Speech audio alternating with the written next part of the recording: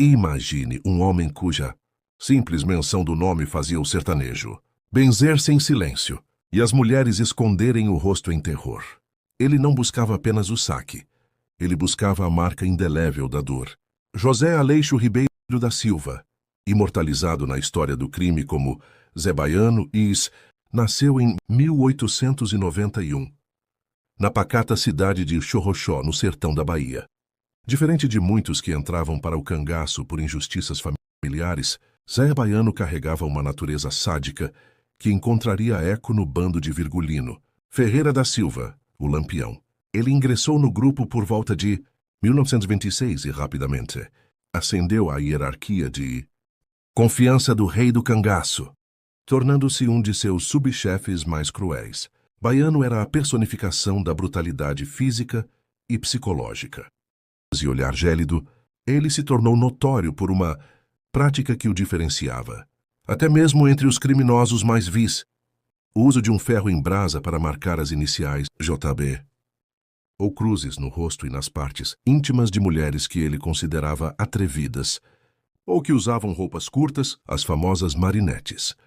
Essa obsessão pelo controle e pela punição do corpo feminino não era apenas um crime de guerra sertaneja, era a assinatura de um psicopata moldado pela caatinga. Sua área de atuação compreendia principalmente o sertão de Alagoas e Sergipe, onde agia com autonomia e um rastro de vilas saqueadas, estupros e execuções sumárias. A vida de Zé Baiano foi um longo inverno de violência, mas sua biografia é marcada por um paradoxo. O homem que feria mulheres por prazer seria consumido pelo ciúme doentio de uma. Em 1934, sua companheira, a bela Lídia, pagaria o preço máximo pela infidelidade, em um episódio que chocou até os cangaceiros mais calejados. Zé Baiano não era apenas um soldado de Lampião. Ele era o medo que caminhava a pé, um homem que desafiava a própria sorte até que o destino, sob a forma de uma traição tão amarga quanto o fel, o encontrasse na fazenda Alagadiço. Zé Baiano, um nome que atravessou o tempo envolto em medo, violência e controvérsia. Mas por trás da figura brutal que a tradição popular consagrou, existe uma história fragmentada, muitas vezes repetida sem questionamento, reconstruída por ecos e raramente analisada com o rigor que merece. José Aleixo Ribeiro da Silva foi, sem dúvida, um dos cangaceiros mais conhecidos do bando de Virgulino Ferreira da Silva. Ainda assim, permanece como um dos menos compreendidos. Sua trajetória, marcada por episódios de extrema violência, foi sendo moldada ao longo dos anos por narrativas que muitas vezes priorizaram o impacto, em detrimento da precisão histórica. Ele nasceu nas terras áridas das Areias, região situada acima de São Saité, no então território de Feira do Pau, hoje Macururé. Filho de Teodora e de Faustino Ribeiro da Silva. Conhecido como Faustino Mão de Onça, cresceu em meio à dureza do sertão, ajudando a família na criação de bodes e ovelhas. Sua infância foi marcada pelo ritmo das secas, pelas longas caminhadas entre lagoas e cacimbas e pela luta constante pela sobrevivência. Antes de se tornar cangaceiro, José Aleixo era um homem comum dentro da realidade sertaneja. Tinha habilidades como carpinteiro e pedreiro, ofícios essenciais em uma região onde as casas simples eram erguidas com madeira trançada, barro e palha, que era já até então mais um entre tantos homens moldados pela necessidade. Mas o destino começou a mudar em 1925. Um crime cometido por seu tio, Antônio de Engrácia, desencadeou uma sequência de eventos que envolveria toda a família. A vítima era um homem influente, e no sertão daquela época, conflitos com figuras de poder raramente ficavam sem resposta. Buscando proteção, os Engrácia recorreram primeiro ao fazendeiro Inácio Grande, em Xorroxó, e depois atravessaram o rio São Francisco rumo a Pernambuco, onde passaram a viver sob a proteção de Gregório, da Pedra da Chica.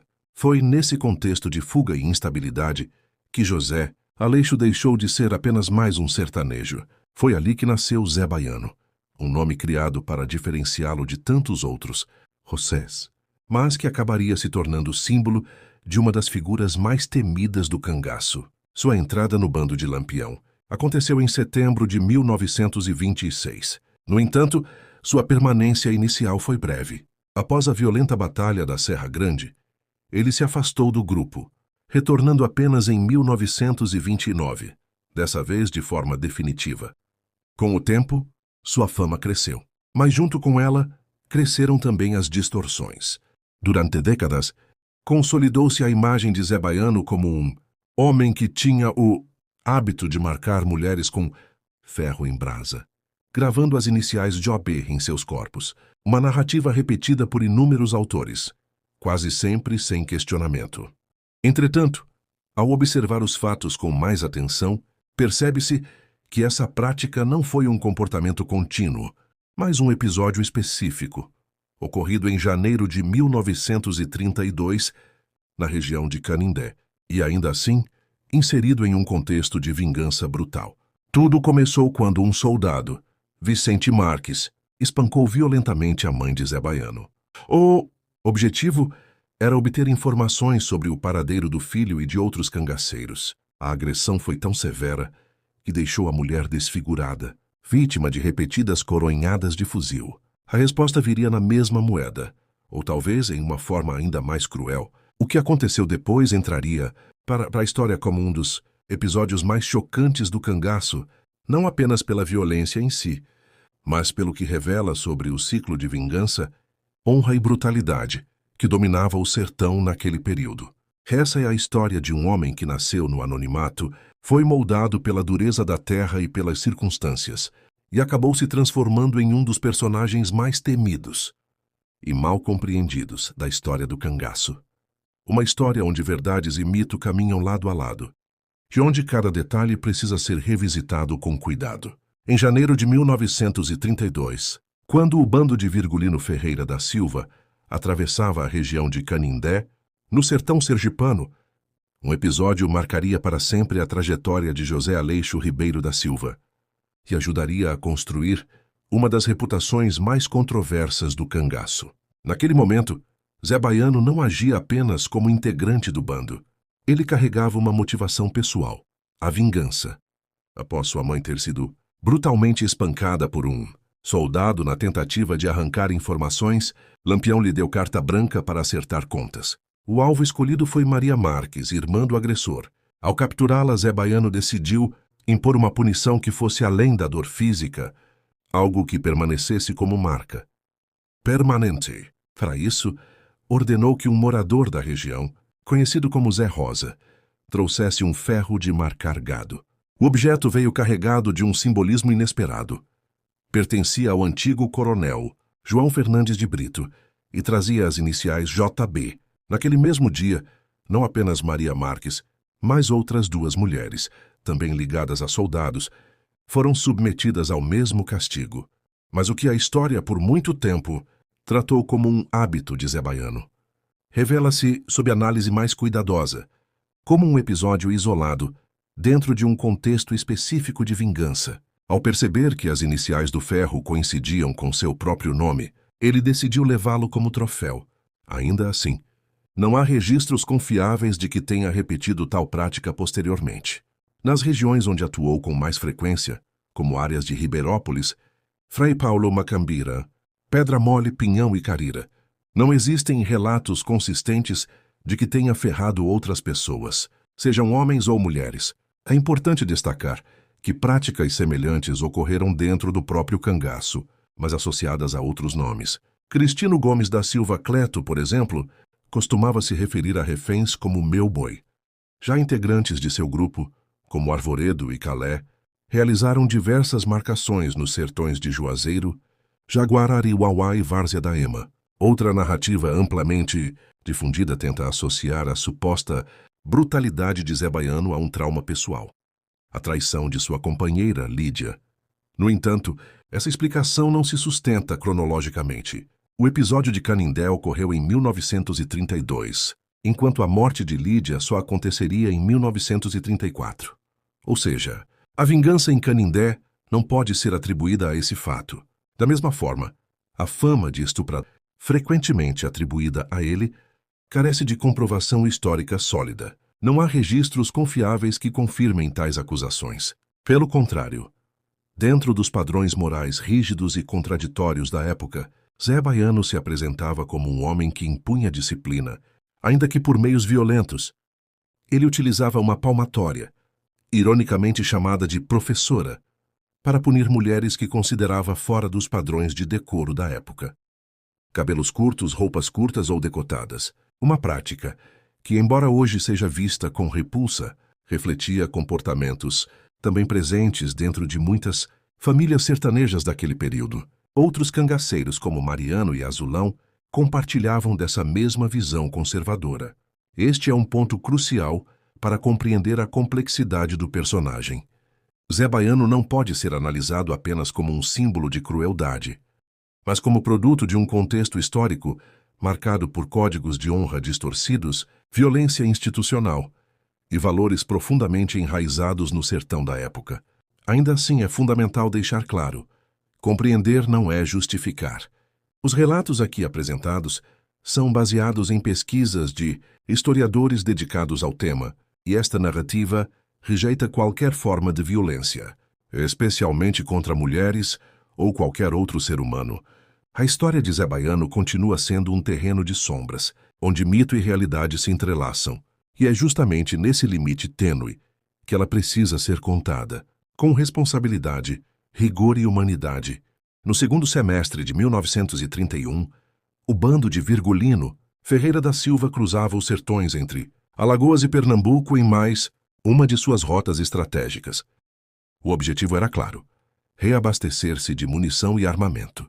Parte desse arsenal foi escondida na fazenda Maranduba, nas proximidades da Serra Negra, enquanto o grupo buscava descanso nas imediações do povoado Poços, já na entrada do temido Raso da Catarina, um dos cenários mais inóspitos e emblemáticos do cangaço. Entre armas defeituosas e planos de manutenção, Lampião decidiu seguir até Olhos d'Água do Souza, onde contava com a habilidade de um velho aliado, Venâncio Teixeira, conhecido por restaurar armamentos com precisão quase artesanal. Era mais uma pausa estratégica em meio à vida errante do bando. Mas no meio do caminho, um imprevisto. José Aleixo Ribeiro da Silva começou a apresentar sintomas preocupantes: febre alta, calafrios intensos sob o sol do sertão, dores de cabeça lancinantes. Um inchaço surgia em seu pescoço, tornando insuportável até o peso do chapéu de couro, símbolo inseparável do cangaceiro. Diante da gravidade, Lampião tomou uma decisão incomum: interromper a marcha para salvar um dos seus homens de confiança.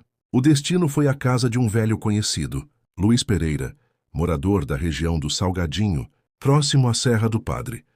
Sua residência, simples mas acolhedora, já havia servido de apoio ao bando em outras ocasiões. Sua esposa, Maria Rosa, conhecida como Dona Baló, era costureira e confeccionava roupas para os cangaceiros, mantendo uma relação de proximidade com aquele universo perigoso. Foi ali que Zé Baiano encontrou abrigo. Durante cerca de 15 dias, o temido cangaceiro esteve à beira da fragilidade. O tratamento vinha da própria terra: chás, ervas, emplastros improvisados, saberes antigos que resistiam no sertão. E nesse cenário de vulnerabilidade, surge uma figura que mudaria o rumo de sua história. Lídia, filha caçula de Luiz Pereira, tinha apenas 15 anos, jovem, bonita. E até então distante da violência do cangaço, ela participou dos cuidados com o doente. Entre febres e delírios, entre silêncio e recuperação, uma aproximação se formou. Quando Zé Baiano se restabeleceu, tomou uma decisão impulsiva e definitiva, partiu levando Lídia consigo. Não se tratou exatamente de um rapto nos moldes tradicionais, mas também não foi uma escolha plenamente consciente por parte da jovem. Inexperiente, Lídia não compreendia naquele momento o peso da decisão. E bastou um único dia longe de casa para que a realidade se impusesse com brutalidade. A vida no cangaço não era romance, era fuga constante, noites ao relento, medo permanente e a sensação de estar sempre à beira da morte. O arrependimento veio rápido, mas já era tarde. A partir dali, Lídia deixava de ser apenas uma jovem sertaneja para se tornar parte de um dos capítulos mais trágicos e complexos do cangaço. Sua história, entrelaçada à de Zé Baiano, seria marcada por paixão, desilusão e, inevitavelmente, por um destino cruel. Uma relação que começava no cuidado, mas que caminhava silenciosamente para a tragédia. Lídia, o amor proibido e o fio da tragédia. No cotidiano duro do cangaço, José Aleixo Ribeiro da Silva, conhecido como Zé Baiano, revelava com Lídia um comportamento que destoava de sua fama. Era dedicado, quase devoto, cobria-a de presentes, reservava para ela os melhores pedaços de carne, cuidava de cada detalhe, como se naquele gesto pudesse conquistar algo que nunca teve de fato, o amor dela. Mas havia um abismo entre gesto e sentimento. Lídia nunca esqueceu a forma como sua vida foi arrancada de si. Longe da família, inserida à força em um mundo de dureza e fuga constante, ela carregava uma revolta silenciosa e profunda. Não fazia questão de esconder. Para ela, Zé Baiano não era proteção, era a origem de sua desgraça. E foi nesse cenário de desencontro emocional que o passado voltou a cruzar seu caminho. No bando estava Ademórcio, o Bem-te-vi, alguém que ela conhecia desde a infância, das terras do Arrastapé. Entre eles havia uma história que poderia ter sido outra. Em circunstâncias diferentes, talvez tivessem seguido um destino comum, simples, longe da violência. Talvez até um casamento. Mas o sertão nem sempre permite escolhas. A proximidade reacendeu sentimentos. Aos poucos, entre olhares discretos e encontros silenciosos, Lídia e Bem-te-vi passaram a se aproximar às escondidas, aproveitando as ausências de Zé Baiano. Era mais do que um romance proibido.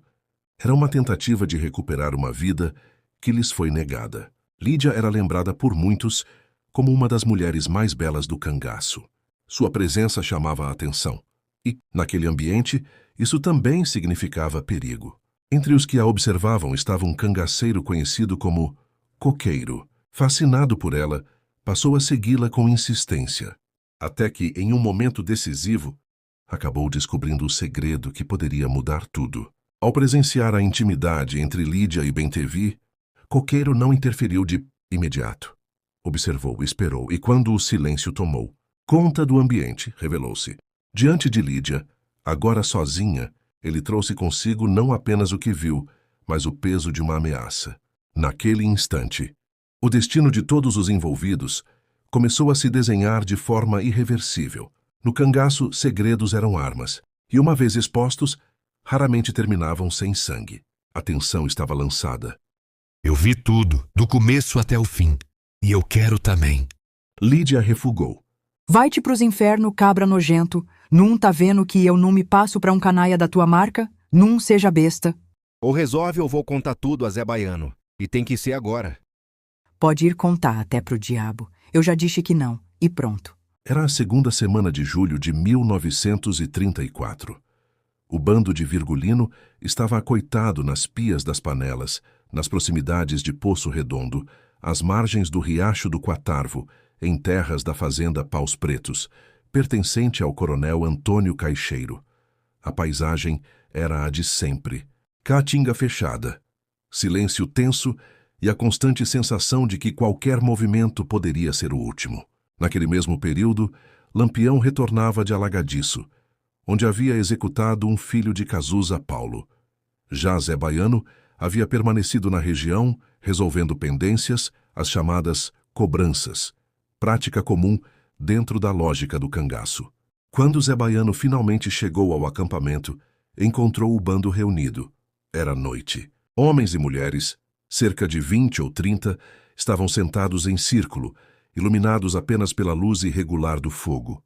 A carne de bode assava lentamente, enquanto conversas se cruzavam em tom baixo. Mas havia algo diferente no ar. Uma tensão que ainda não tinha nome. Foi então que Coqueiro decidiu falar. Sem mencionar a própria intenção ou seu comportamento anterior, ele revelou o que havia presenciado. O envolvimento entre Lídia e Bem-te-vi. Suas palavras caíram como uma sentença lançada ao vento, impossível de recolher. O silêncio tomou conta do círculo. Zé Baiano, até então imóvel, reagiu. Seu rosto se fechou. A expressão endureceu.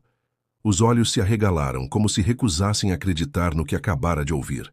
Por um instante, parecia não compreender, ou talvez não aceitar. Então, com a voz carregada de fúria contida, ele se voltou para Lídia. Não era apenas um questionamento, era o início de um julgamento. Naquele cenário iluminado pelo fogo, não havia espaço para defesa justa, nem para apelação. No cangaço, acusações como aquela não eram tratadas com investigação, mas com consequências imediatas. O destino de Lídia estava selado no momento em que aquelas palavras foram ditas em voz alta, e todos ali sabiam disso.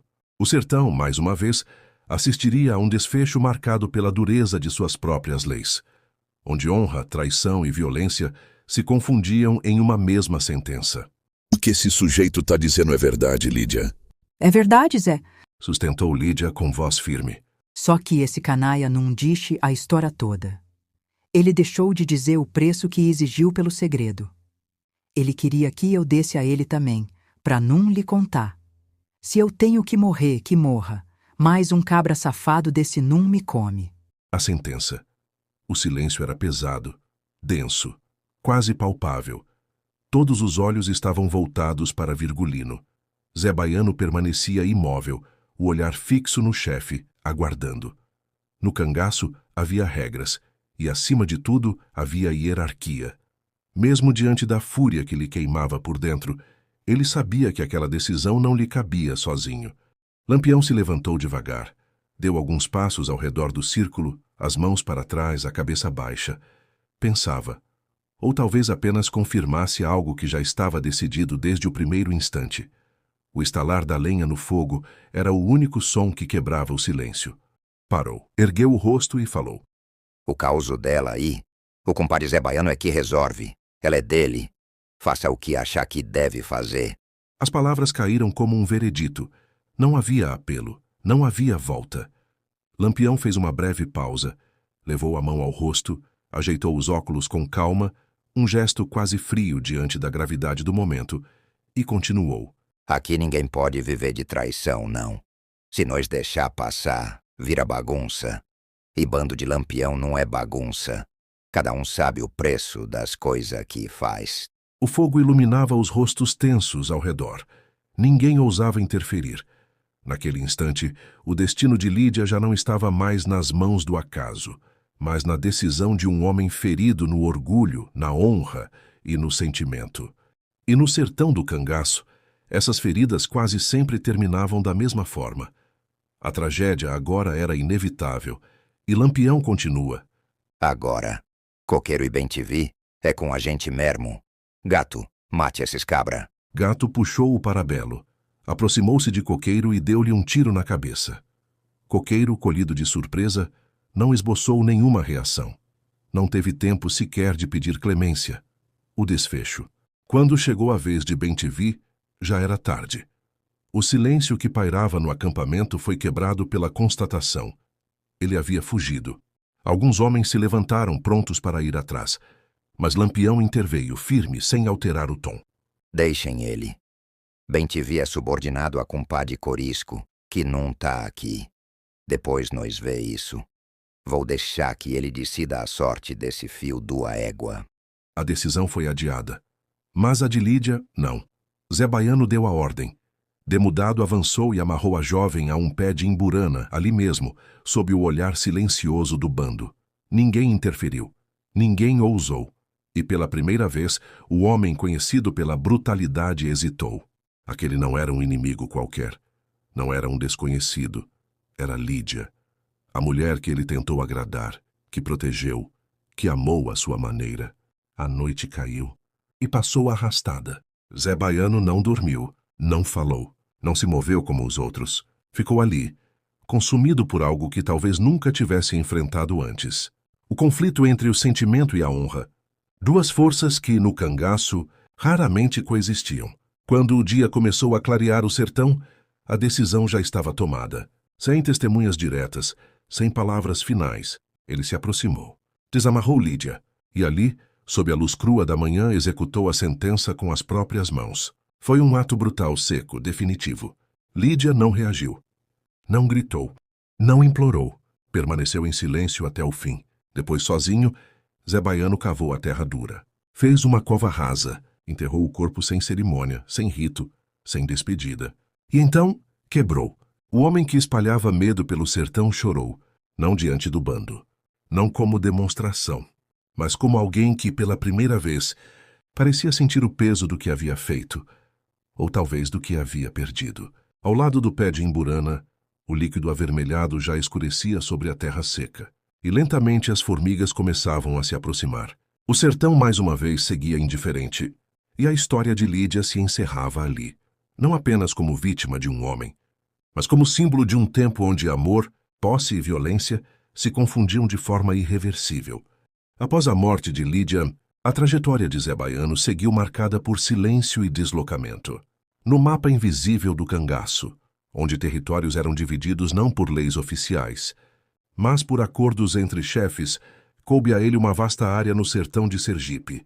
Regiões que hoje correspondem a Ribeirópolis, Frei Paulo Macambira, Pedra Mole, Pinhão e Carira passaram a integrar sua área de atuação. Mas havia um ponto em especial que o atraía com mais força, o povoado de Alagadiço.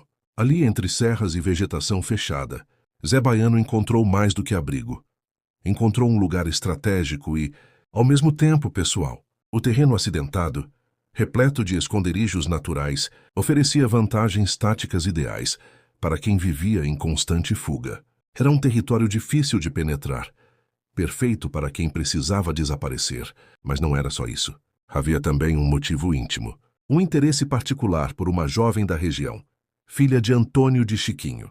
Mesmo após tudo o que vivera, Zé Baiano ainda buscava, de alguma forma, preencher vazios que o cangaço jamais conseguiria completar. Alagadiço, porém, carregava uma história muito mais antiga, antes mesmo da chegada dos cangaceiros. Aquele lugar já era conhecido como refúgio. Suas origens remontam a um antigo quilombo, formado por escravizados fugidos dos engenhos da região da Cotinguiba, além de perseguidos pela justiça. Era desde o início um território de resistência e sobrevivência. As primeiras construções surgiram ainda no final do século XIX. Erguidas por nomes como João Pereira da Conceição e Kim Carrego, considerados fundadores do povoado. Antes disso, a vida ali era feita em palhoças improvisadas, cobertas com folhas de coqueiro, escondidas entre a mata. Mesmo após a abolição da escravidão, Alagadiço manteve sua essência, um esconderijo natural para aqueles que viviam à margem. Entre esses homens estava João Sabino dos Santos. Chegado em 1897, ele era uma figura envolta em mistério. Discreto, evitava falar sobre seu passado. Mas com o tempo, os moradores descobriram a verdade. João Sabino era um desertor da Guerra de Canudos. Ele havia integrado as tropas republicanas enviadas ao sertão da Bahia para combater o líder religioso, Antônio Conselheiro. Participou da terceira expedição, comandada pelo coronel Moreira César, uma das mais desastrosas da campanha, marcada por derrotas e mortes. Após a destruição final de Canudos, em outubro de 1897, o governo passou a perseguir desertores. João Sabino, como tantos outros, encontrou no Alagadiço o único caminho possível, o desaparecimento. Décadas depois, aquele mesmo solo, marcado por fugas, resistência e silêncio, serviria de abrigo para outro homem à margem da lei. Mas assim como aconteceu com muitos antes dele, o Alagadiço não seria apenas refúgio. Seria também cenário de destino. Um destino que, em breve, alcançaria Zé Baiano de forma definitiva. Alagadiço. Fé, refúgio e contradições. Muito antes de se tornar esconderijo de cangaceiros como Zé Baiano, o Alagadiço já carregava histórias que misturavam fuga, fé e sobrevivência. Entre seus personagens mais curiosos estava João Sabino dos Santos. Denunciado como desertor da Guerra de Canudos, ele viu seu passado finalmente alcançá-lo. Uma força foi enviada para prendê-lo. Não havia para onde fugir, mas João Sabino fez algo inesperado. Vestiu-se. Colocou a antiga farda de alferes, guardada por anos, cheia de galões, debruns e insígnias. Preparou-se não para lutar, mas para se apresentar. Enquanto isso, dentro de casa, sua esposa, Angélica dos Santos, se ajoelhava em oração, suplicando a Nossa Senhora da Conceição. Prometeu que, se o marido escapasse, construiria uma capela em sua honra. Quando João Sabino surgiu diante dos soldados, uniformizado, algo inesperado aconteceu. A tropa hesitou. Diante daquela figura imponente, trajada como oficial, o cabo que comandava o destacamento tomou uma decisão improvável. Considerou que não tinha autoridade para prender alguém de patente superior. E, em vez de prisão, houve respeito. Os soldados prestaram continência. O que poderia ter sido um confronto terminou em convivência. João Sabino abriu as portas de casa, ofereceu hospitalidade. A tensão se dissolveu em festa.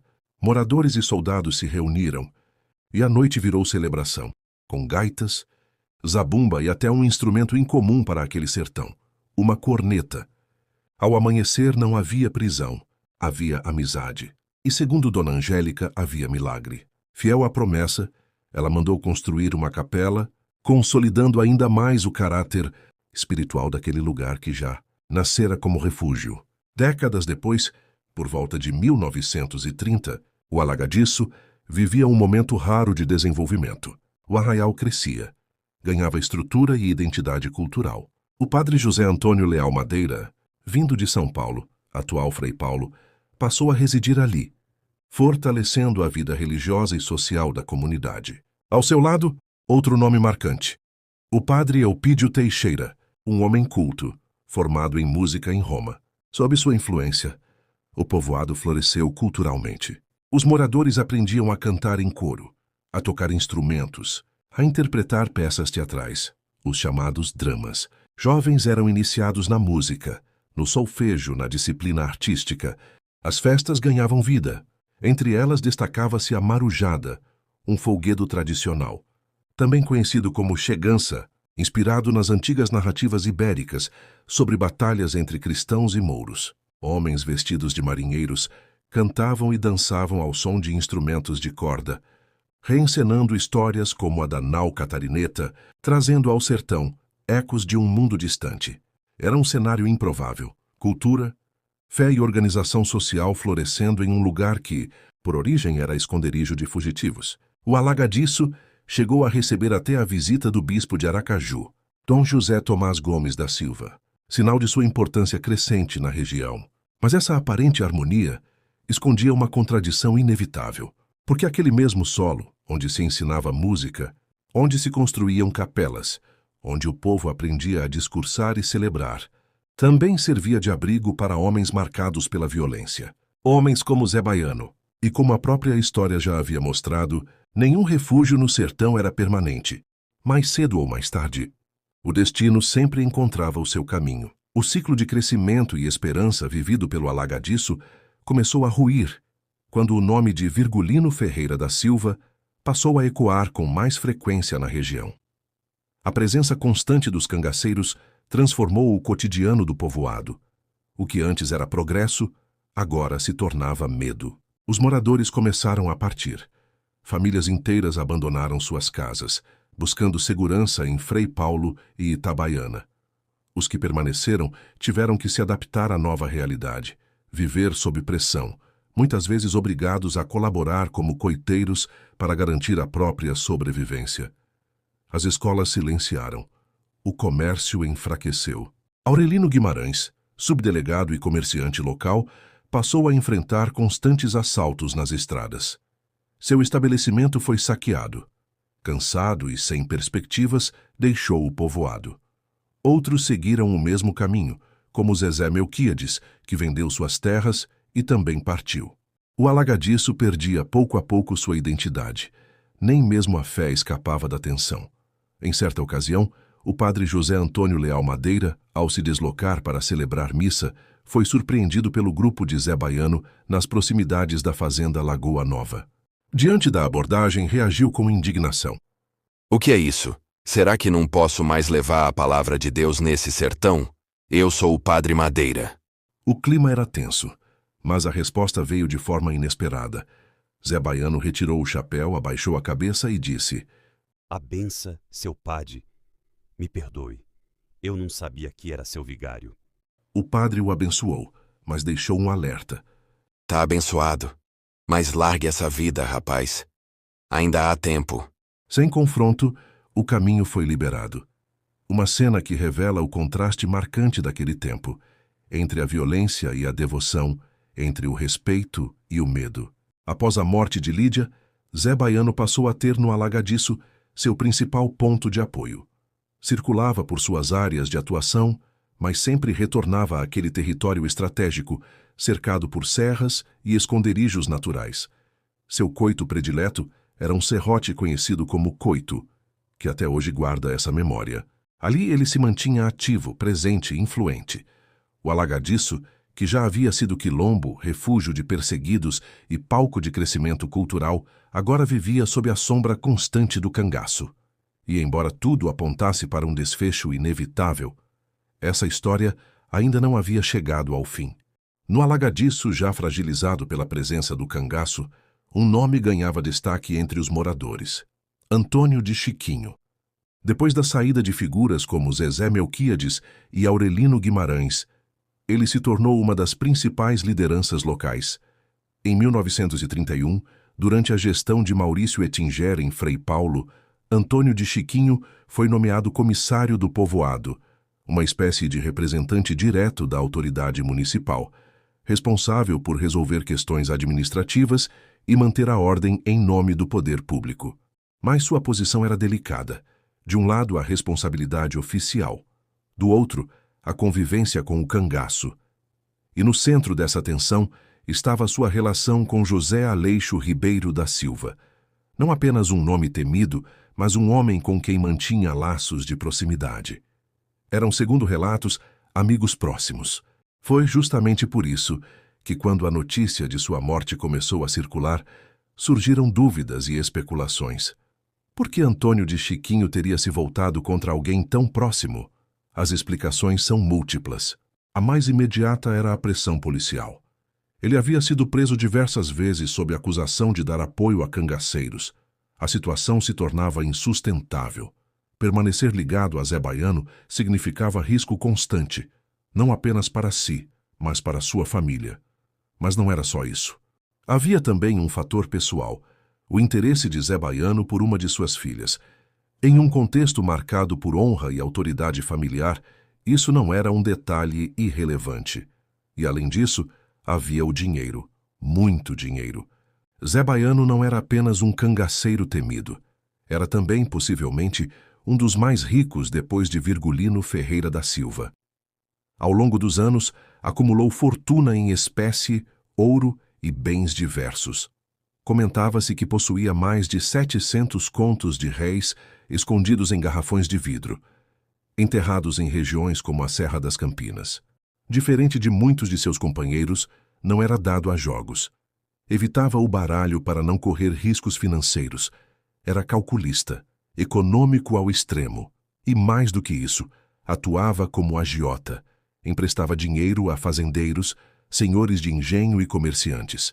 Inclusive na capital, Aracaju. Sua influência ultrapassava o cangaço e penetrava em círculos sociais improváveis para alguém em sua posição. Chegava, inclusive, a circular disfarçado por cidades da região. Em Frei Paulo era visto, sem ser reconhecido, andando de automóvel, levado por Gileno Ferreirinha. Frequentava casas de figuras influentes, conversava até altas horas da noite, transitando entre dois mundos, o da ilegalidade e o da elite local.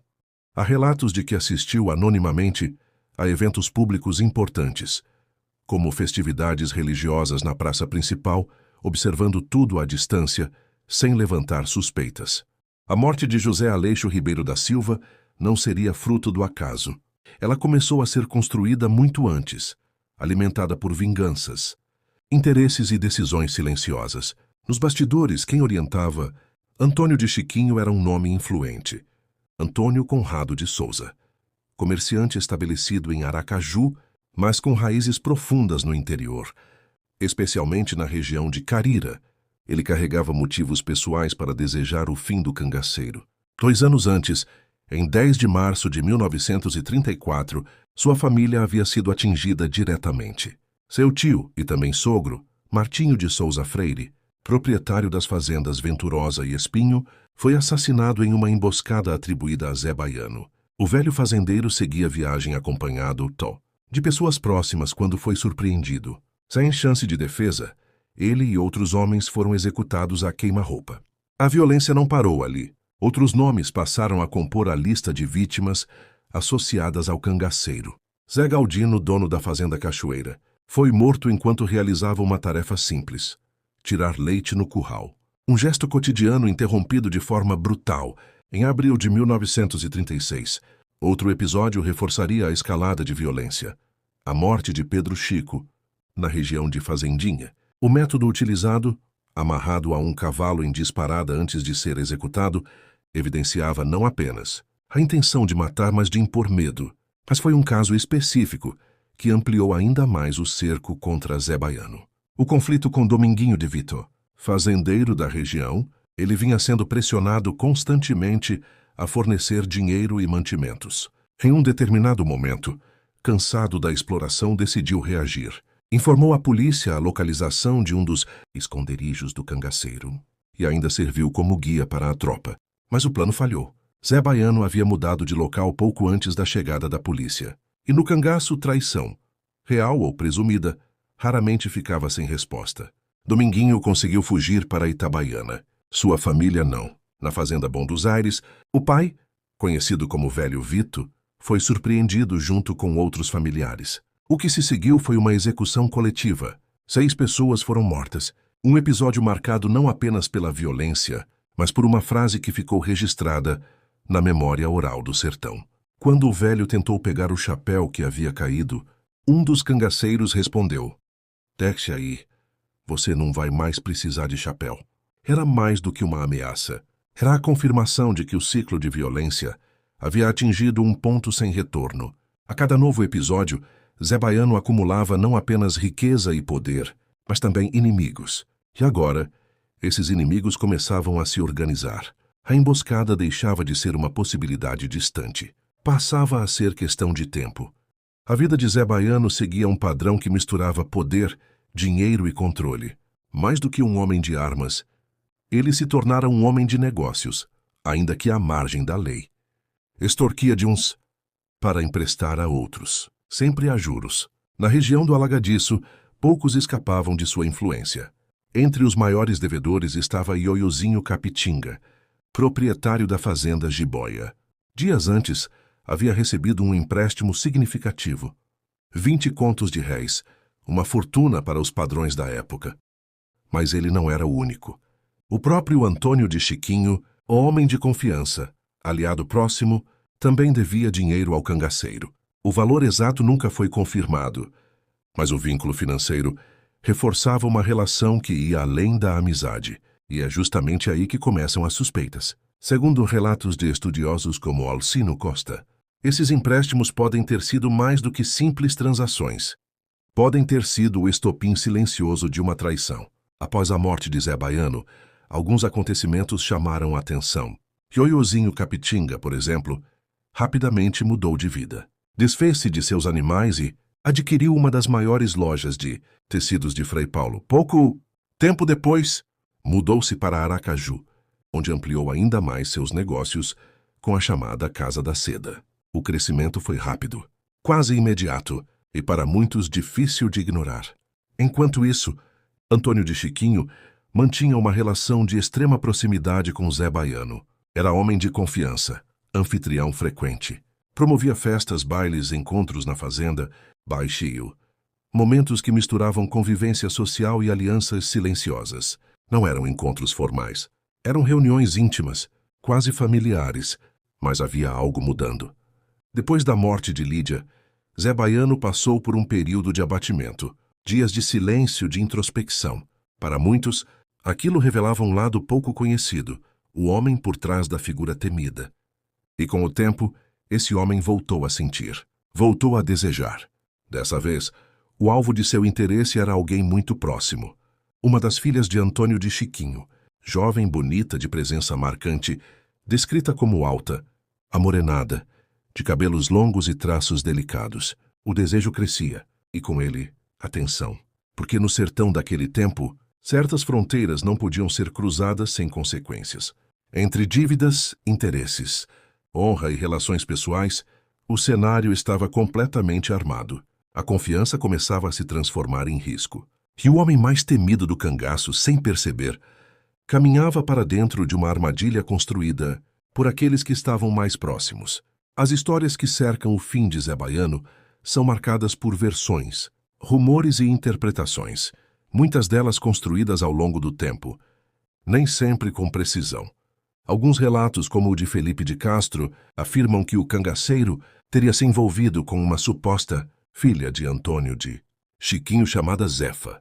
Mas essa informação não se sustenta diante de fontes mais cuidadosas. Não existia Zefa. As filhas de Antônio de Chiquinho eram conhecidas: Lindinalva, Luísa, Salvelina e Avilete. Entre elas, Luísa é frequentemente apontada como a mais bonita e, possivelmente, o verdadeiro interesse de Zé Baiano. Ainda assim, é importante destacar: não há confirmação de que tenha existido qualquer relação que desabonasse essas jovens.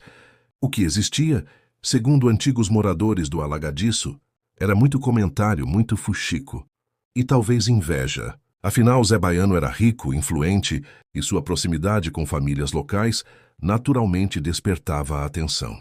As suspeitas envolvendo dinheiro também permanecem no campo das hipóteses. Não há provas concretas de que grandes devedores, como Ioiozinho Capitinga ou outros nomes influentes, tenham pago ou incentivado diretamente a morte do cangaceiro. O que existe é um conjunto de circunstâncias que, somadas, ajudam a entender o cenário. E esse cenário era de pressão crescente. Antônio de Chiquinho vivia cercado. A polícia apertava o cerco. Ele já havia sido preso mais de uma vez por suspeita de colaborar com cangaceiros. Para escapar, precisou se esconder, mudar de lugar, buscar proteção em fazendas e até em regiões ligadas às usinas da Cotinguiba. Mas nem isso foi suficiente. Ao retornar ao Alagadiço, foi preso novamente, dessa vez pela volante comandada por Zé Rufino. A situação era grave.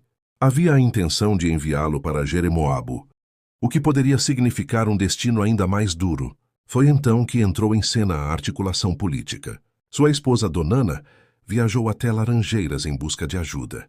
Recorreu a figuras influentes, como Zezé do Pinheiro e o coronel Antônio Franco, homens com poder nas engrenagens políticas e econômicas da região. A intervenção aconteceu no limite. Um telegrama chegou a tempo, ordenando sua liberação. Antônio de Chiquinho estava livre, mas não estava em paz. Ele sabia que continuava sendo observado. Sabia que sua ligação com o cangaço era um risco permanente. Sabia que mais cedo ou mais tarde teria que tomar uma decisão definitiva. E naquele ponto da história, todas as peças já estavam posicionadas. Pressão da polícia, interesses pessoais, relações abaladas e um homem poderoso, cada vez mais vulnerável. A escolha que ele faria não seria simples, mas seria inevitável. A emboscada começa a nascer.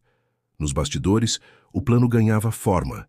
Relatos indicam que a eliminação de José Aleixo Ribeiro da Silva teria sido articulada entre o comerciante Antônio Conrado de Souza e o tenente Afonso Antônio da Mota, comandante das Forças Volantes em Sergipe. A ideia inicial era envolver diretamente a polícia, mas havia um obstáculo.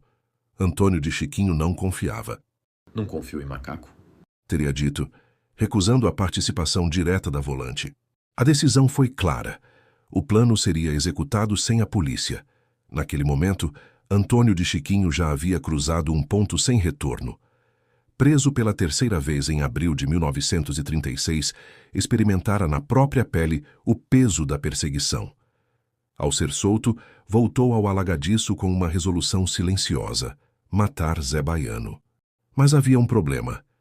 Zé Baiano nunca andava sozinho. Era preciso montar um grupo. E não qualquer grupo.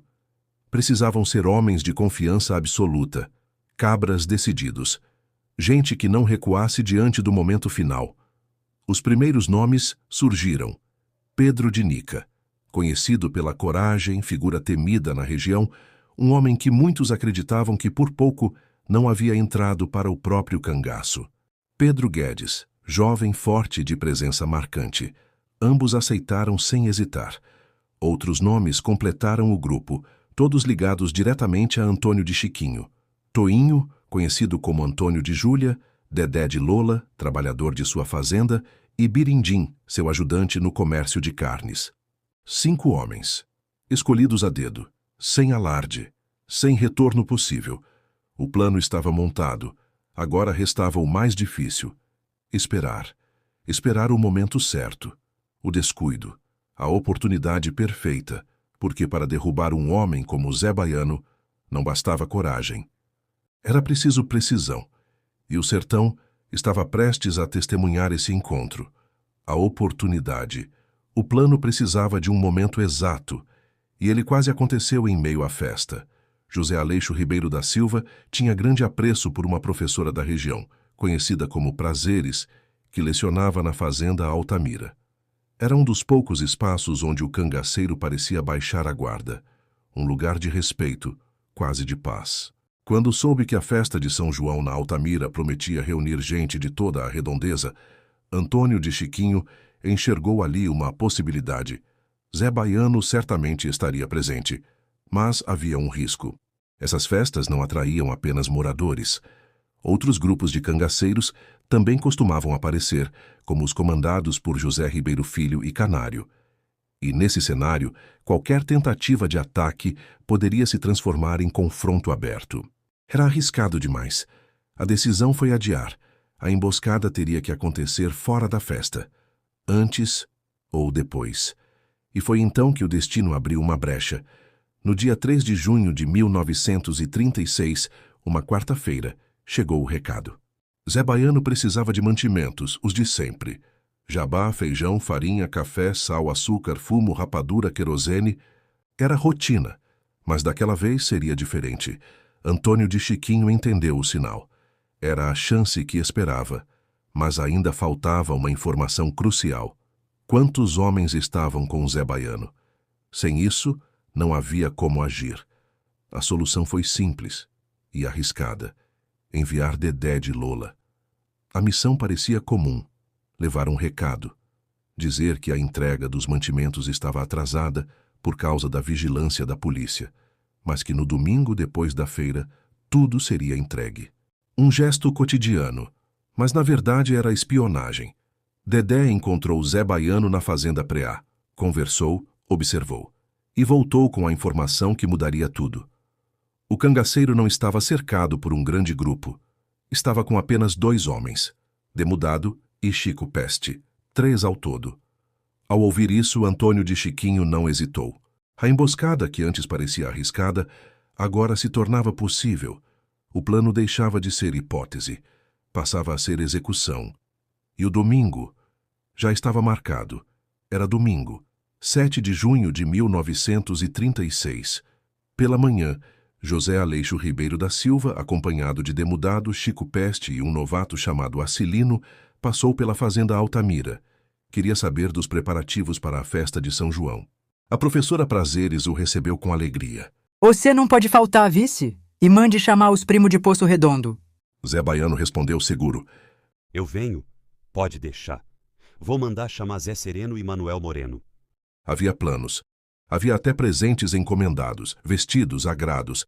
Só por um deles pagara 30 mil réis. Um valor alto, sinal de que, mesmo naquele mundo, ainda cultivava gestos de vaidade e aproximação. Despediu-se. E seguiu para a fazenda Baixio, propriedade de Antônio de Chiquinho. Mas Antônio não estava. Era dia de feira no Alagadiço. Como marchante, ele ainda se encontrava ocupado. O tempo passou, e Zé Baiano começou a estranhar. A feira já deveria ter acabado. O serviço de Antônio não demorava tanto. Algo não encaixava. Desconfiado, deixou um recado. Diga a ele que me encontre lá na Lagoa Nova. Um detalhe que ele não podia imaginar. A Lagoa Nova pertencia justamente a Pedro de Nica, um dos homens escolhidos para tirar-lhe a vida. Pouco depois, Antônio de Chiquinho e seus companheiros chegaram ao Baixio com os mantimentos. Ao saberem que o cangaceiro havia seguido para a Lagoa Nova, não hesitaram. Era a chance. Pegaram o caminho. Conheciam bem o terreno. A cerca de meia légua dali, deixaram a estrada principal e seguiram por uma vereda de gado. Antes de avançar, esconderam no mato uma pá e uma picareta, ferramentas que não faziam parte de uma simples entrega. Já indicavam o que viria depois. Apenas Antônio de Chiquinho estava armado. Levava um parabelo. Dedé carregava um facão na cintura. Os outros levavam a coragem ou o desespero. O silêncio começou a pesar. Antônio seguia apreensivo. Desde que fora preso, nunca mais tinha estado frente a frente com Zé Baiano. E agora, aquele reencontro teria outro significado. Ao se aproximarem, avistaram o grupo. Os cangaceiros estavam sentados à sombra de umas baraúnas, despreocupados, como em qualquer parada de rotina. Zé Baiano e Demudado se levantaram e caminharam ao encontro dos recém-chegados. O clima ainda era de confiança, mas havia irritação. Zé Baiano falou com o rosto fechado. Oxente, homem. Demorou foi muito. Tava esperando faz tempo. Antônio tentou se justificar, mantendo a aparência de normalidade. Pois é, meus passos estão sendo vigiados. Fui até preso esses dias. Tá difícil se mexer. A conversa seguia natural na superfície, mas por baixo, a tensão já era total. Os homens estavam próximos, muito próximos, e naquele instante o destino de Zé Baiano estava a poucos segundos de ser selado. Não, Antônio, você não tem desculpa, andou muito má. Demudado emendou. Como é que você faz nós esperar não sei quantos dias? Tá pensando o quê? E peraí, por que é que aquele cabra tá com um facão? Dito isto, Demudado tomou o facão de Dedé e deu-lhe uns safanões, segurando-o pela abertura da camisa, chegando a rasgar a jabiraca que o coiteiro usava no pescoço. Zé Baiano também queria saber para que Dedé queria o facão. Dedé explicou que era carreiro e precisava tirar uns paus a fim de fazer uns canzis e fueiros para o carro de bois. A resposta não convenceu Demudado, que objetou. Mas que mentira é essa, cabra? Hoje é domingo. Ninguém trabalha no domingo. Não é pecado. Cortar as varinhas não é trabalho, justificou-se Dedé. Antônio de Chiquinho contemporizou. Vocês estão fazendo a tempestade num copo d'água. Para que diabo serve um facão? Acho que Demudado não precisava desmoralizar o meu carreiro. Nós não gosta de ver coiteiro armado, disse Zé Baiano. Ah, pois eu tô armado, avisou Antônio de Chiquinho. Tô com meu parabelo. Ora, Antônio, você é meu amigo. Você pode. Agora, me diga uma coisa. Que diabo tá havendo hoje, Antônio? Por que você veio com tantos homens? Oxente, e como era que eu podia trazer essas coisas todas sozinho? Eu não sou jegue, não. Eles vieram pra me ajuda. Já vi você sozinho carregar muito mais coisas, Antônio. É que eu tô ficando velho. Brincou Antônio de Chiquinho. Todos riram. Zé Baiano conformou-se. Estava entre amigos. Conhecia Pedro Guedes, Toinho e Birindim. Só nunca tinha visto Pedro de Nica. Perguntou quem era. Antônio de Chiquinho. Respondeu que Pedro de Nica era justamente o dono daquele lugar onde eles estavam. E era gente de confiança. Tinha vindo para ajudar. Zé Baiano comentou. Cabra forte. Dava um bom cangaceiro. Antônio de Chiquinho. Aproveitou a oportunidade e observou. Meio desinteressadamente. Tô notando que você tá com um cabra novo. Eu só conheço Demudado e Chico Peste. Quem é o outro? Zé Baiano respondeu que o novato se chamava Acilino. Era da fazenda Pulgas, ao lado das Cótias, na zona do Gameleiro. Tinha ingressado no bando no dia anterior. Parente de Chico Peste, nascido e criado no Bandeira. Passados aqueles momentos de tensão, todos relaxaram. Antônio de Chiquinho mandou que os companheiros acendessem o fogo, pois ele tinha trazido uma buchada de carneiro já pronta, bastava esquentar. Tinha trazido também 3 litros de conhaque. O plano era este: embriagar os cangaceiros para facilitar o ataque. Antônio de Chiquinho seguraria Zé Baiano. Toinho e Birindim pegariam Demudado e Dedé de Lola ficaria com Chico Peste. Bastava agarrá-los para que Pedro Guedes e Pedro de Nica, que ficavam sobrando, pudessem matá-los. O problema é que encontraram um cangaceiro a mais. Enquanto acendiam o fogo numa trempe de pedras, Antônio de Chiquinho falou baixo para os companheiros. Tem nada, não. Pé do Guedes ajuda Toinho e Birindim fica com um desconhecido. Pé do de Nica mata tudo sozinho. O calor do sertão parecia apertar ainda mais naquele início de tarde. Sob esse pretexto, Antônio de Chiquinho começou a encenar o último ato do plano. Tá quente demais. Tirou a jabiraca do pescoço. Depois a camisa era mais do que alívio. Era estratégia. Lutar sem camisa daria mais mobilidade. Em seguida, retirou o parabelo e o deixou encostado ao pé de uma árvore, como quem não queria conflito. Um gesto calculado, pensado para não levantar suspeitas. Seus companheiros fizeram o mesmo. Um a um também tiraram as camisas. Tudo parecia natural, mas não era. Antônio, então, abriu uma garrafa de conhaque. Levou ao gargalo. Bebeu primeiro. Era o sinal. E a garantia. A bebida não estava envenenada. A garrafa começou a circular. Passava de mão em mão, cada um bebendo diretamente, sem copo, sem cerimônia. O álcool descia quente, soltando o corpo, afrouxando a atenção. Mas havia um detalhe: José Aleixo Ribeiro da Silva não bebeu. Quero não. Bebida é coisa de gente ruim. Permaneceu sóbrio, atento. Mesmo assim, Antônio de Chiquinho não se preocupou. Sabia de uma fraqueza. Zé Baiano, apesar do porte forte, carregava uma limitação no braço direito, consequência de um ferimento antigo. Em uma luta corpo a corpo, isso poderia fazer diferença. A comida ficou pronta, a buchada fervia. Antônio retirou a panela do fogo, preparou o pirão e reforçou o molho com bastante pimenta. Os homens se acomodaram à sombra das árvores, cada um com seu prato, e começaram a comer. Com fome, com força, quase com brutalidade. A bebida já corria solta. Segundo, terceiro litro. O conhaque aumentava o apetite, mas também diminuía os reflexos. Os sentidos iam se apagando, a desconfiança desaparecendo. Era exatamente como Antônio de Chiquinho havia planejado. Ali, naquele cenário simples, comida, bebida, sombra, o destino de cada um já estava selado, e o mais perigoso de todos eles estava sóbrio, mas cercado. O momento se aproximava, irreversível. Depois da comida, o cenário parecia de tranquilidade. Alguns homens se deitaram no chão, vencidos pelo cansaço e pelo efeito do conhaque. Outros permaneceram sentados, conversando, rindo, contando histórias, as lambanças de sempre. No meio daquele ambiente aparentemente comum, José Aleixo Ribeiro da Silva ainda mantinha sua postura confiante.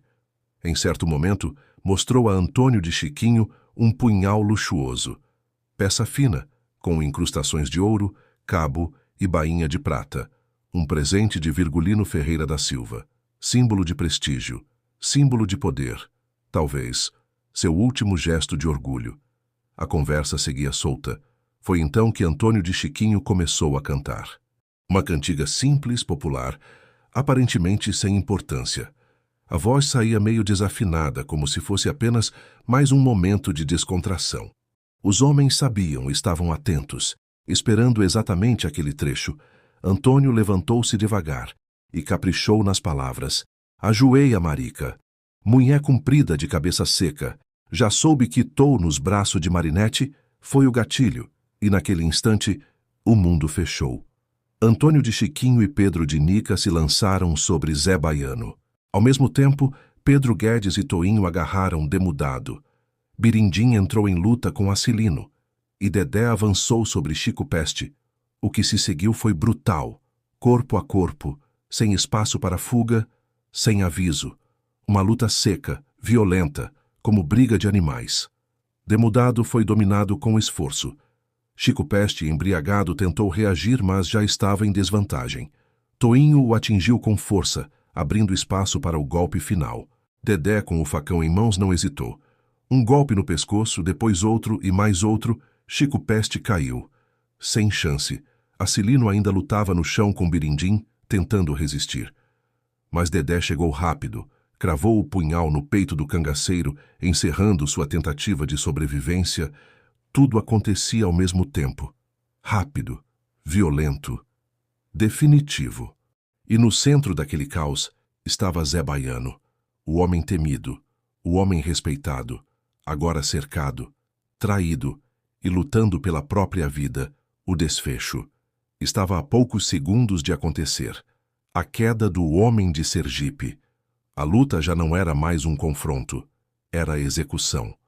Enquanto parte do grupo terminava de eliminar os outros cangaceiros, a resistência de Demudado ainda causava dificuldade. Toinho e Pedro Guedes lutavam com esforço para dominá-lo. Foi então que Pedro de Nica deixou momentaneamente José Aleixo Ribeiro da Silva sob o controle de Antônio de Chiquinho e correu para ajudar. Os golpes vieram rápidos, 4 punhaladas e um empurrão. Demudado caiu, ainda tentando reagir, arrastando-se pelo chão, buscando o fuzil como último recurso. Não conseguiu. Pedro de Nica encerrou. Um golpe certeiro no pescoço. Silêncio. Agora, todos estavam mortos. Menos um. No centro daquele cenário, Zé Baiano ainda lutava, mas já não era o mesmo homem. Dominado completamente, ele se debatia no chão, urrando como um animal acuado. Sua força estava reduzida. O braço direito, já comprometido por ferimento antigo, pouco ajudava. Restava-lhe apenas o braço esquerdo. Insuficiente diante de vários homens, Antônio de Chiquinho estava por cima, montado sobre ele, pressionando, imobilizando. Os outros chegaram para ajudar. A camisa de Zé Baiano estava rasgada, o corpo coberto de suor. O olhar já não era de desafio, era de desespero. Pela primeira vez, o homem que espalhou medo pelo sertão implorava: Me solte. Eu não faço nada com vocês. Eu dou tudo o que tenho. Promessas, dinheiro, riqueza, nada daquilo importava mais. Ali não havia negociação, não havia saída. A decisão já havia sido tomada muito antes daquele encontro, e agora seria cumprida até o fim. O sertão assistia, em silêncio, à queda de um dos seus nomes mais temidos, e o destino de Zé Baiano estava selado. Cadê o seu dinheiro? Perguntou Antônio de Chiquinho. Tá tudo nos meus bolsos. Tenho uns 6 conto e pouco. Só? E o resto? Onde está o resto? Não tenho mais aqui porque meus dinheiro estão emprestado. Deixem ele ficar em pé, disse Antônio de Chiquinho aos companheiros. Vamos fazer um trato, Zé Baiano. Se você disser os nomes de todo mundo para quem você emprestou dinheiro, e quanto emprestou a cada um, nós lhe sorta. Eu emprestei esta sumana 20 conto a Ioiozinho Capitinga e mais 20 a outros fazendeiros. Diga os nomes. Ordenou Antônio de Chiquinho. Eu quero que você diga o nome de um por um. E quanto foi que emprestou? O cangaceiro passou a citar nomes e valores. Era muita gente. Uma fortuna. Antônio de Chiquinho fez uma proposta aos companheiros. Vamos prender ele num quarto bem fechado que eu tenho na minha casa. Nós faz ele ficar sem roupa e obriga ele a escrever as cartas pros fazendeiros. E daqui uns 20 ou 30 dias, nós mata ele. Pedro de Nica deu sinal de que concordava com a proposta. Zé Baiano viu ali uma forma de ganhar tempo. Prometeu. Amanhã vou receber 70 conto e dou tudo a vocês. Me sortem, me sortem. Pelo amor de Nossa Senhora, me sortem. Então Pedro Guedes se postou na frente do cabra e disse: Ô seu peste, cê tá lembrado da morte de Moisés, filho de Cazuza Paulo? Cê teve pena dele quando sangrou o rapaz sem nenhum motivo? Eu tenho muito dinheiro. Dou tudo a vocês. Vou deixar vocês rico. Eu prometo que vou-se embora daqui para bem longe, deixo o cangaço. Antônio, pelo amor de Nossa Senhora, me salve. Se alembre de nossa amizade. Quando foi que eu lhe fartei com a palavra? Pelo amor de Deus, Antônio, não me mate. Antônio de Chiquinho era um homem bom. Seu coração amoleceu ante os rogos do amigo. Estava propenso a soltá-lo. Ponderou. Nós podia deixar esse cabra ir-se embora. Foram estas suas últimas palavras, pois logo em seguida recebeu mais 2 estocadas de birindim. Pedro Guedes pegou o facão de Dedé e feriu gravemente o pescoço do cangaceiro. O silêncio depois da morte. A luta durou poucos minutos, cerca de 5, mas o suficiente para transformar aquele pedaço de sertão em um cenário irreconhecível. A terra estava revolvida, o mato amassado e o ar pesado, tomado por um cheiro forte de líquido vital. Eram por volta das 4 da tarde do dia 7 de junho de 1936. Ali, sobre a sombra das árvores, terminava a trajetória de José Aleixo Ribeiro da Silva. O homem que por anos impôs medo, agora jazia no chão, sem voz, sem poder, sem saída. Depois da execução veio o saque. Os matadores afirmaram que encontraram pouco mais de 6 contos de réis em dinheiro nos bolsos de Zé Baiano. Mas essa versão sempre foi vista com desconfiança, pouco crível. Além do dinheiro, recolheram armas, 3 rifles, pistolas, revólveres, punhais, entre eles um de cabo e bainha de prata, além de munição e alguns objetos de valor. Mas havia inconsistências, coisas que desapareceram. A bandoleira do fuzil de Zé Baiano, por exemplo, era adornada com moedas de ouro. Seu chapéu carregava 65 medalhas também de ouro, além de alianças. Nada disso apareceu na lista oficial. Outro detalhe levantava suspeitas: os bornais. Era neles que os cangaceiros guardavam dinheiro e objetos de valor. Cada um carregava vários. E curiosamente não foram mencionados no relatório. Diante disso, muitos acreditam que o valor real tomado foi muito maior. Fala-se em mais de 25 contos de réis, apenas de Zé Baiano. Com tudo recolhido, restava apagar os rastros. Os corpos, 4 ao todo, foram enterrados ali mesmo, em um formigueiro, onde a terra era mais fácil de cavar. Sem cerimônia, sem cruz, sem nome. Depois, ainda cobertos de barro e sangue, os homens improvisaram a limpeza. Usaram o restante do conhaque para tirar o grosso da sujeira. No caminho de volta, pararam em um tanque e se lavaram melhor. Só retornaram ao povoado à noite. Os objetos recolhidos foram escondidos na casa da mãe de Birindim. E então veio o pacto, o silêncio. Ninguém deveria falar, ninguém deveria comentar. O medo não havia acabado. Na verdade, estava apenas começando, porque havia um nome que ainda não sabia de nada. Virgulino Ferreira da Silva. E não era só ele. Também havia José Ribeiro Filho e Manuel Moreno. Homens ligados por sangue, por lealdade. E agora, por vingança. O sertão silenciava, mas a notícia estava prestes a se espalhar. E quando chegasse aos ouvidos certos, as consequências poderiam ser devastadoras. Enquanto a morte de José Aleixo Ribeiro da Silva ainda era desconhecida pelo sertão, outros nomes seguiam suas rotinas, alheios ao que havia acontecido. José Ribeiro Filho, diferente, canário e delicado, haviam sido convidados para o São João da professora, na fazenda Altamira. Mas como era costume no cangaço, nada era decidido com antecedência. Esperaram o chamado final, o recado que nunca chegou. Desconfiaram. E não foram. Passaram o São João nas capoeiras de Julião, em Poço Redondo, sem saber que, naquele mesmo tempo, o destino de um dos seus já havia sido selado. Enquanto isso, nas fazendas Altamira e São Mateus, a festa aconteceu. E foi grandiosa. Sanfoneiros tocaram até o dia clarear. O som da zabumba ecoava pelo sertão. Foguetes cortavam o céu da noite. Gente dançava, ria, celebrava. Era São João. Era alegria. Mas em outro ponto do mapa, em Alagadiço, havia outro tipo de comemoração. Antônio de Chiquinho e seus 5 companheiros decidiram festejar, mas não disseram por quê. Acenderam uma fogueira na frente da igreja.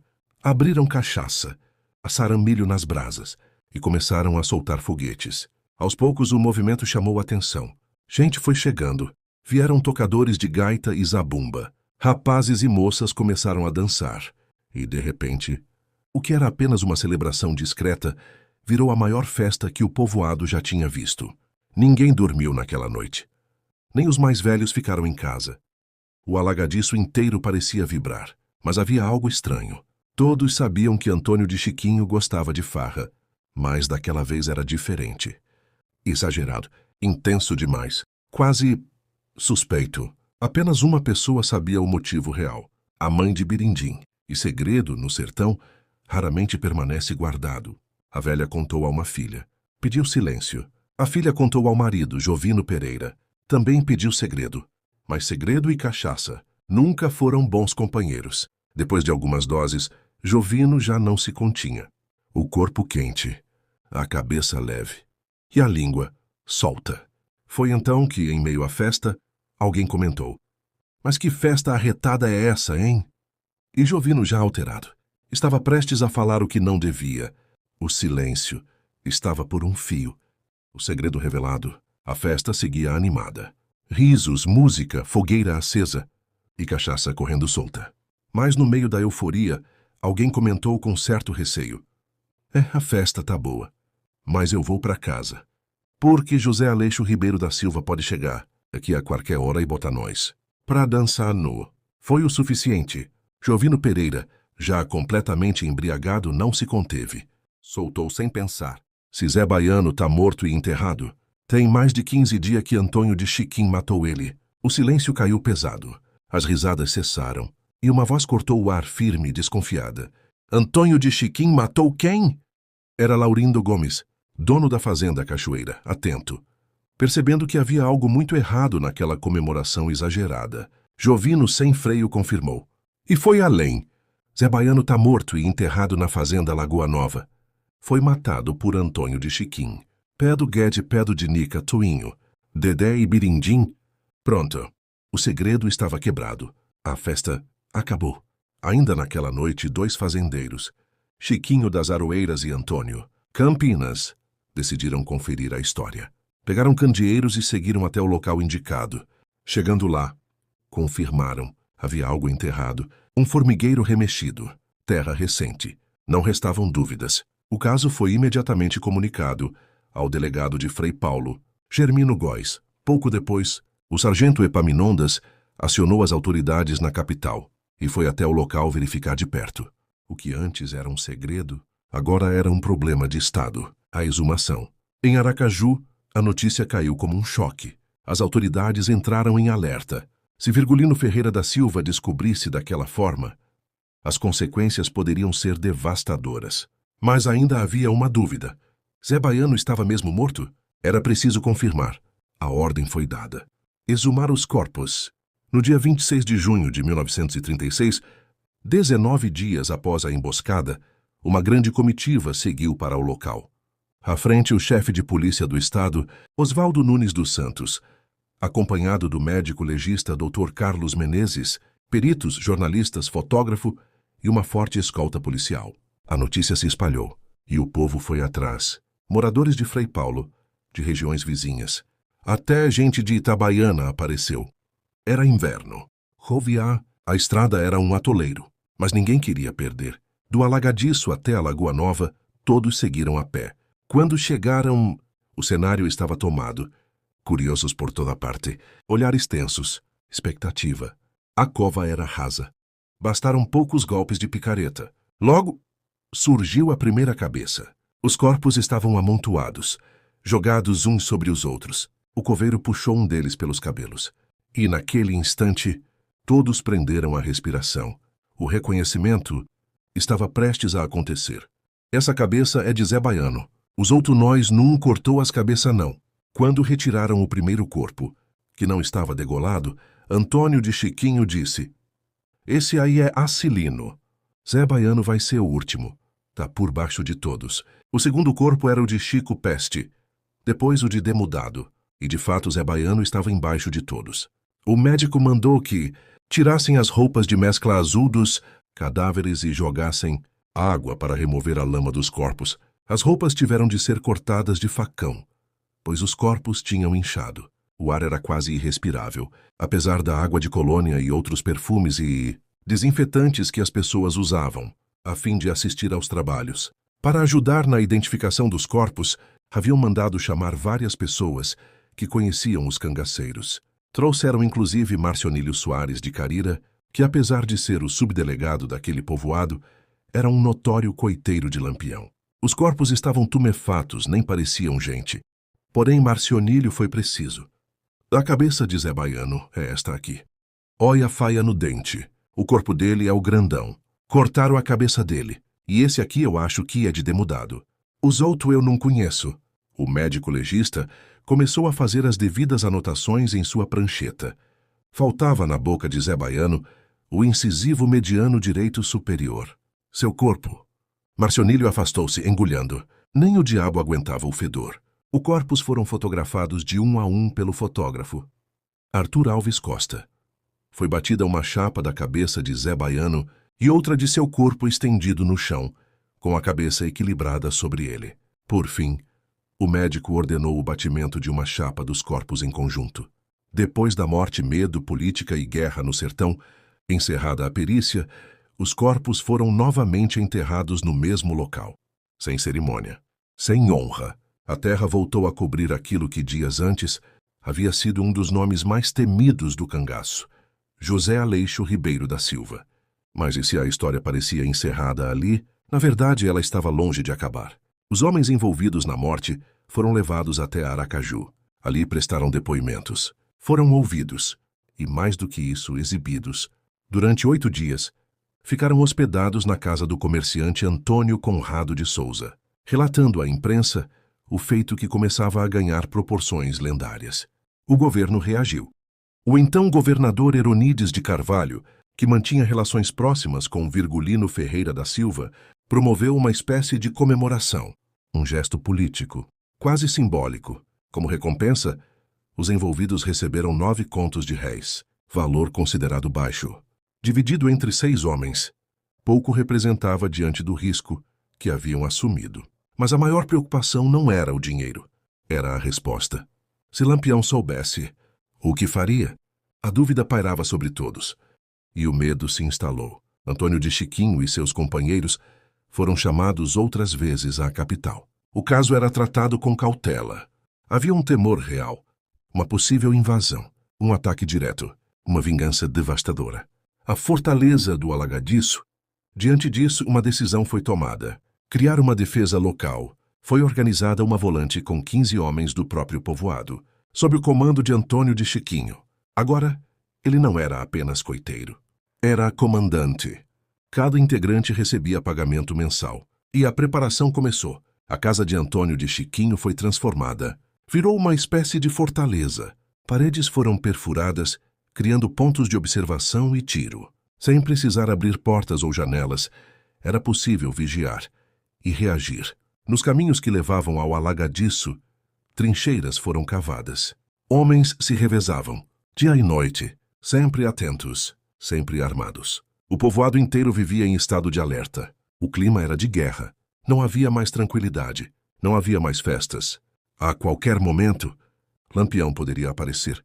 E quando isso acontecesse, ninguém sabia o que restaria de Alagadiço. A existência dessa volante foi breve. No ano seguinte, o governador mandou desarmar Antônio de Chiquinho e seus companheiros, acusados de desordens e bebedeiras, sem nenhum resultado prático.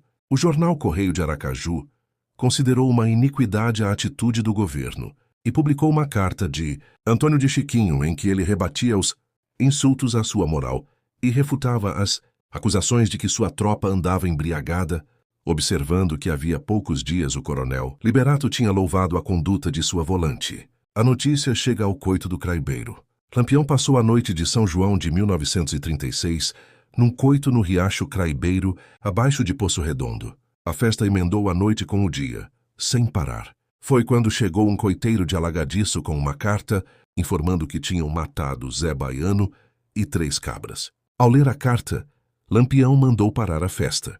Chamou Zé Sereno e Manuel Moreno e deu-lhes a notícia. Zé Sereno ouviu a história, baixou a cabeça e comentou: "Eu tô triste não é só pela perda do meu primo, mas também pela traição de um amigo. Não posso compreender como um homem de confiança como Antônio de Chiquinho pôde fazer uma coisa dessa. Mata num homem que era como se fosse irmão dele." "Ah, pois é", concordou Lampião. "Os cangaceiros de verdade tão se acabando. E não existe mais amigo como antigamente. Só farta agora eu ser traído pelo coronel Antônio Cachero ou por João Maria da Serra Negra." Lampião mandou que Manuel Moreno, Zabelê e Diferente fossem apurar o que aconteceu. No dia 29 de junho, eles estiveram na cova de Zé Baiano. Mesmo após a morte atribuída a José Aleixo Ribeiro da Silva, a história não se encerra de forma clara. Pelo contrário, é justamente a partir desse ponto que surgem dúvidas, versões conflitantes e relatos que desafiam a narrativa mais conhecida. Alguns estudiosos apresentam interpretações diferentes sobre o que realmente aconteceu. O pesquisador Felipe de Castro defende que Zé Baiano e seus companheiros teriam sido mortos após ingerirem uma feijoada envenenada. Uma execução silenciosa, sem confronto direto. Já o médico e pesquisador Estácio de Lima descreve outra possibilidade. Os cangaceiros teriam sido atacados enquanto dormiam, mortos com golpes de foice e machado. 2 versões distintas, ambas destoando da narrativa mais difundida, a da luta intensa, corpo a corpo, relatada pelos próprios envolvidos. Mas existe uma hipótese ainda mais controversa, e ela coloca tudo em dúvida. Segundo essa linha de pensamento, a morte de Zé Baiano pode não ter ocorrido da forma como foi apresentada, ou sequer ter ocorrido naquele momento. Essa versão foi investigada e difundida por Antônio Amauri Correia de Araújo, que conviveu diretamente com ex-cangaceiros e reuniu relatos importantes. Entre eles, o testemunho de Sérgia Ribeiro da Silva, figura central do cangaço e viúva de Corisco. Segundo esses relatos, havia a possibilidade de uma encenação, uma estratégia, uma saída planejada. De acordo com essa hipótese, Antônio de Chiquinho teria articulado, junto com Zé Baiano, um plano de fuga. A ideia seria simples, mas arriscada: simular a morte do cangaceiro, para que ele pudesse desaparecer, levando consigo sua fortuna e abandonando definitivamente a vida no cangaço. Alguns detalhes reforçam essa suspeita. Dias antes do ocorrido, teria sido encomendado um terno, algo incomum para um homem do cangaço, mas essencial para alguém que pretendia se misturar à vida civil. Na região, também vivia um homem chamado Acilino, conhecido pela semelhança física com Zé Baiano.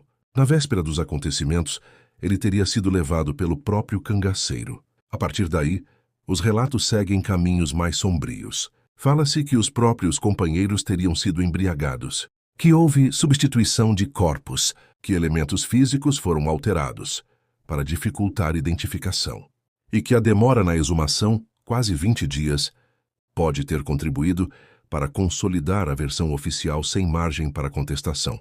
Outro ponto que chama a atenção: o reconhecimento dos corpos foi feito pelos próprios envolvidos na emboscada. Um detalhe que, para alguns pesquisadores, levanta dúvidas importantes. A morte de José Aleixo Ribeiro da Silva não trouxe alívio ao sertão. Trouxe instabilidade. Virgulino Ferreira da Silva ainda tentava manter o domínio, mas algo havia mudado. Sergipe já não era mais o abrigo seguro de antes. O território começava a se fechar. Mesmo com certa complacência das autoridades locais, o problema vinha de fora. As volantes de outros estados avançavam sem hesitar. Homens como Zé Rufino e Odilon Flor mantinham pressão constante, circulando por regiões estratégicas como Carira, Alagadiço, Poço Redondo e Canindé de São Francisco. O cerco estava cada vez mais apertado. A visita ao lugar da morte. No dia 2 de setembro de 1936, 3 meses após a emboscada, Lampião retornou ao local onde tudo havia acontecido. A intenção inicial era clara: vingar, invadir Alagadiço, destruir o povoado. Mas a realidade era outra. O lugar estava preparado.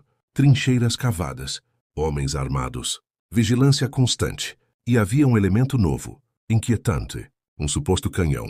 De longe, ainda nas imediações da Lagoa Nova, era possível ouvir estampidos fortes que ecoavam pela caatinga. O risco era grande. Lampião avaliou. Pensou e recuou. A vingança naquele momento não valia o custo. Todo o grupo de Zé Baiano já estava morto.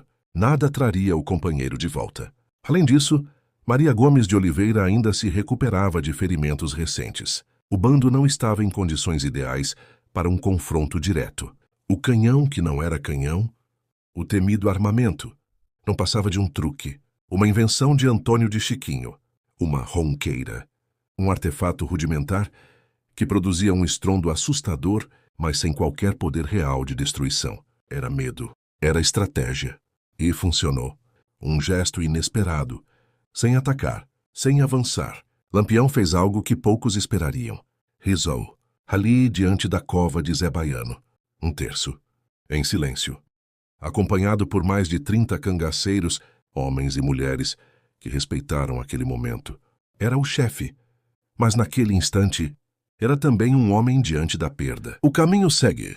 Depois o bando se deslocou. Acampou ao pé da Serra do Saco. No dia seguinte tomou a estrada de Carira, mas mudou o rumo seguindo em direção a Pinhão. A movimentação continuava, e com ela, a violência.